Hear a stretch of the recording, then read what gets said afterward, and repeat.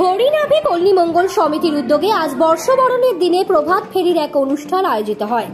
একই সঙ্গে আজ হরিনাভি সার্বজনীন দুর্গাপূজার শারদোৎসবের 50 বছর পুজো উপলক্ষে ব্যানার উন্মোচন অনুষ্ঠানও অনুষ্ঠিত হলো হরিনাভিতে। স্থানীয় মানুষের সঙ্গে উপস্থিত ছিলেন অঞ্চলের কাউন্সিলর কুহেলি ঘোষ, সমাজসেবী রূপক চৌধুরী এবং কানাই সখা চক্রবর্তী। উক্ত অনুষ্ঠানে মানুষের স্বতঃস্ফূর্ত ভিড় ছিল চোখে পড়ার মতো। আসুন দেখে নেব তারই কিছু দৃশ্য।